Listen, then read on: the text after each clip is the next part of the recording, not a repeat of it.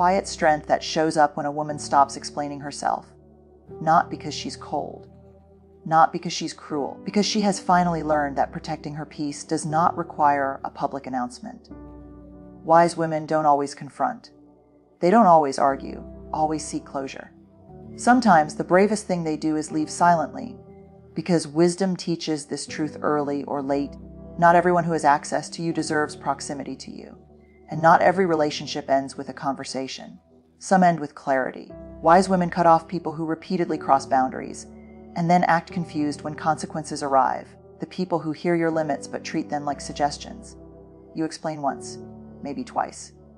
After that, silence becomes self-respect. Boundaries aren't proven by how loudly you defend them.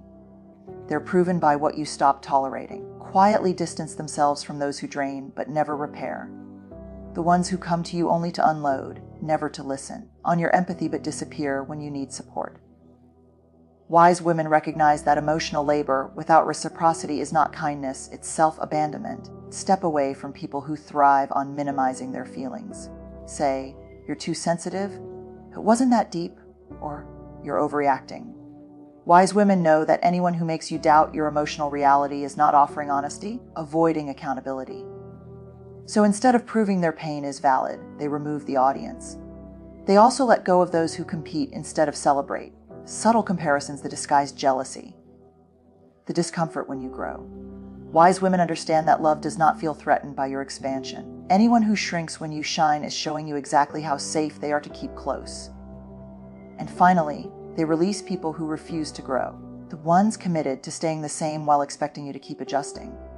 Wise women stop trying to drag people into self-awareness. They learn that growth is an invitation, not an obligation. And not everyone is meant to come with you into your next season. Here's the truth beneath all of it.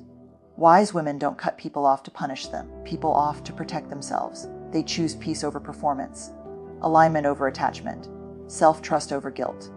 And they do it quietly, not because they are afraid of conflict, but because they no longer need validation for choosing themselves. That is not bitterness. That is emotional maturity. Women eventually learn something that changes the way they move through every relationship. When someone keeps crossing the same boundary, it is no longer confusion, it is a decision. At first, we give grace. We assume good intent. We explain ourselves clearly, kindly, sometimes repeatedly. We believe that being understood will lead to being respected.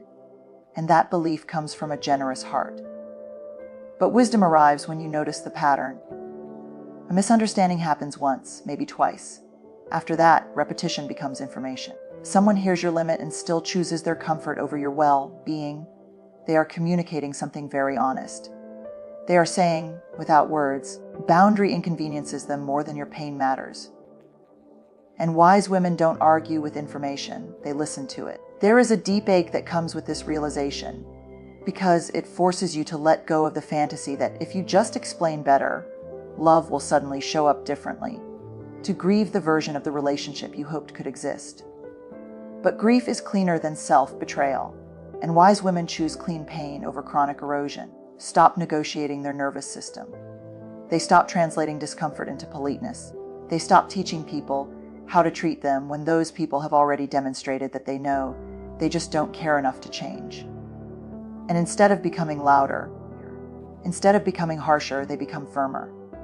Silence becomes a boundary when words have been exhausted. This is not cruelty. This is courage. Because it takes courage to accept that someone's inability to honor your limits is not your failure to communicate, but their refusal to respect. Once a woman understands that, she no longer wastes energy convincing. She conserves it. She protects it. She places it where it is met with care. That is the moment wisdom takes root, when a woman stops asking, "How can I make them understand?" and starts asking, "Why am I still offering access to someone who already does?" There comes a moment in a wise woman's life when she notices how tired she feels after certain conversations. Tired but hollowed out, as if something quiet and essential has been taken from her without permission.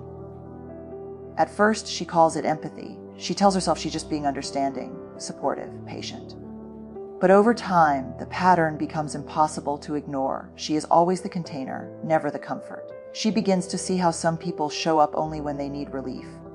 They unload their fears, their chaos, their frustrations, and then leave lighter, while she is left carrying the weight. They rarely ask how she is, and when they do, they don't really stay for the answer. Their presence requires her attention, her reassurance, her emotional regulation, but offers no space for humanity in return. A misunderstanding here, and there is normal. Life has seasons. Emotional reciprocity is not about perfection, it's about effort. Wise women notice who checks in without being prompted, who holds space without rushing to be heard next, who listens with the same depth they expect. And when that balance never comes, she stops calling it being there for someone and names it for what it is: emotional extraction. She realizes that access to her inner world is not an unlimited resource. Her empathy is not a public utility. And when someone repeatedly takes without giving, slowly teaches her to abandon herself in the name of being needed. Wisdom interrupts that pattern. It says love that costs you your vitality is not love, it's depletion. She does something radical and quiet. She stops answering immediately. She stops overextending, stops making herself endlessly available to people who disappear when the roles reverse. Not with anger, not with speeches, but with a recalibration of energy. She has learned that mutual care is not something you beg for. It's something you choose to participate in or step away from. This is how wise women protect themselves, harden their hearts, they refine their access, they give deeply, but only where giving is met. And in doing so, claim the truth that relationships should nourish, not drain, the soul. Wise women learn to listen not just to what is said, to what tightens in the room when they speak about their growth. At first, it sounds like care.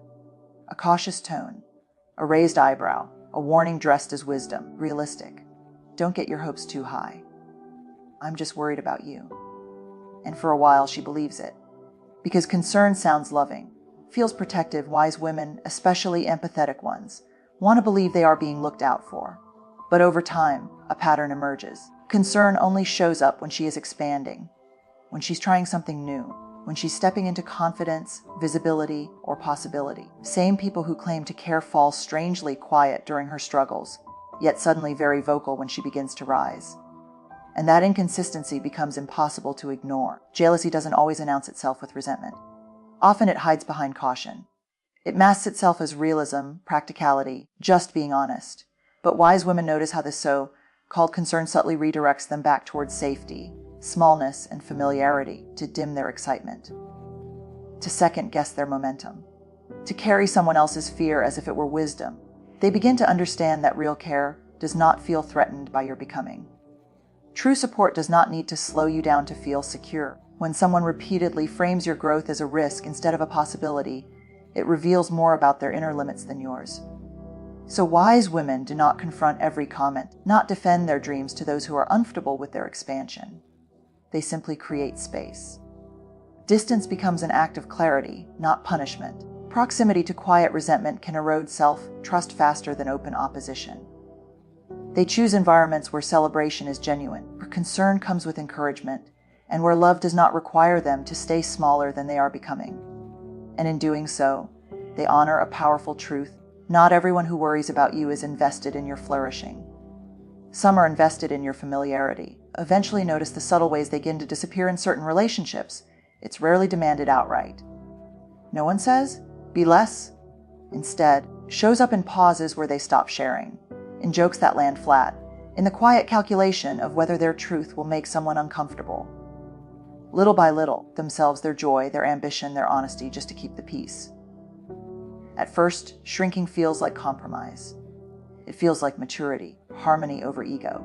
But over time, the cost becomes clear. They feel smaller after being around certain people, not calmer. Less alive, not more grounded. Wise women pay attention to that internal signal.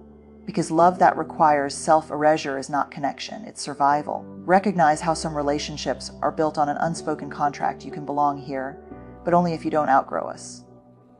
Only if you don't change too much. Only if you stay within the version of yourself that feels manageable to others. And the moment a woman begins to expand, emotionally, intellectually, spiritually, contracts starts to strain. Wise women stop confusing loyalty with limitation. They understand that real intimacy makes room for growth, not resentment. Does not punish authenticity with withdrawal or disapproval.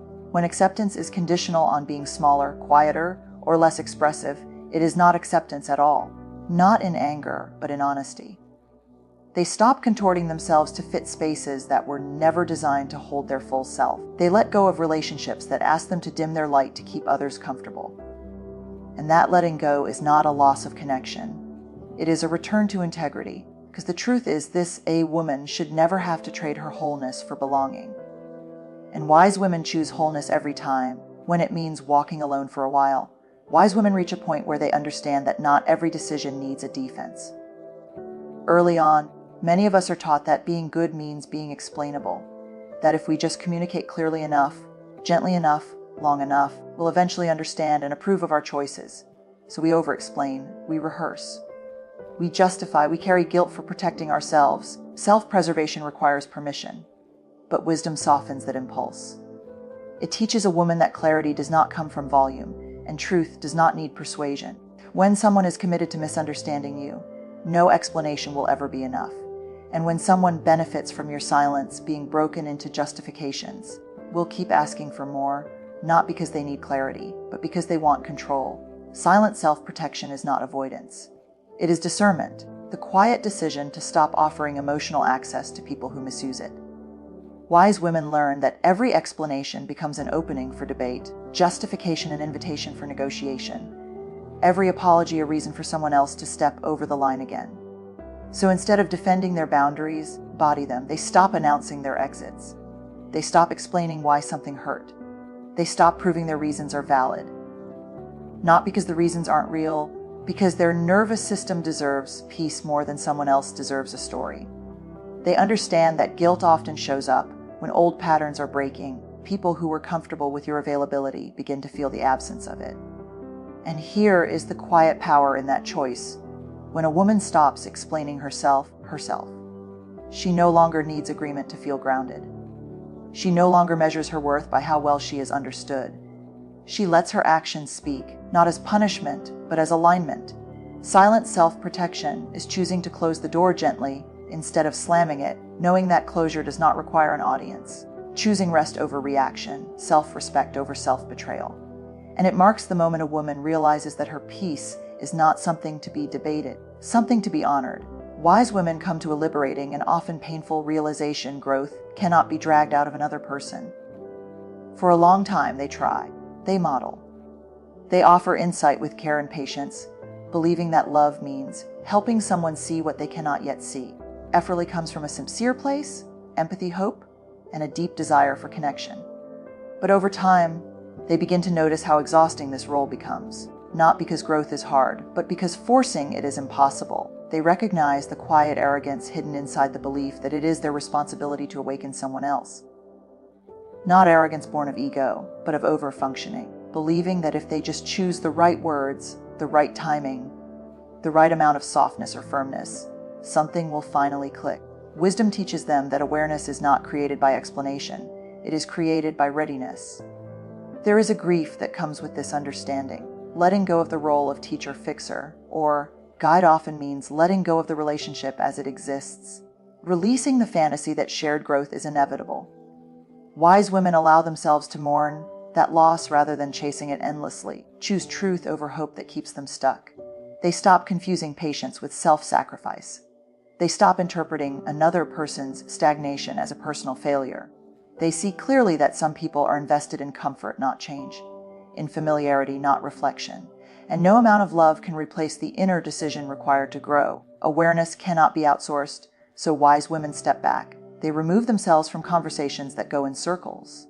They stop repeating the same insights to ears that are not listening. They stop setting themselves on fire to light the way for someone who refuses to see. Not out of cruelty, for themselves and for the other person's autonomy. In doing so, something powerful happens. Their energy returns to them. Emotional weight they carried on behalf of others begins to lift.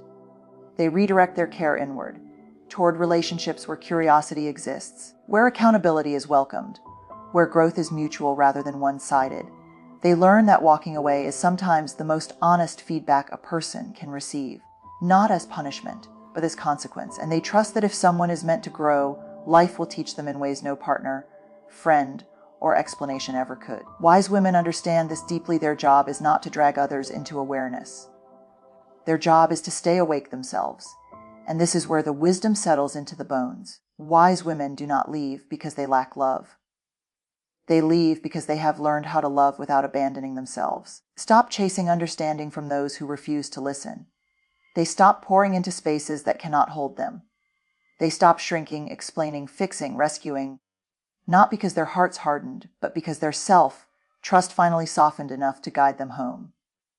They learn that silence can be sacred, that distance can be kind, that walking away can act a devotion to one's own nervous system, one's own becoming. And in that quiet choosing, something profound happens. Becomes lighter, relationships become cleaner. Their inner world becomes a place of safety instead of negotiation. Wise women do not announce their boundaries, live them. They do not seek permission to protect their peace. They honor it. Stand that people meant to walk with them will not require them to disappear to stay connected. So they move forward, gently, firmly, unapologetically whole, carrying less weight, making fewer apologies, trusting the wisdom that now lives inside them. And that is not loss, that is arrival.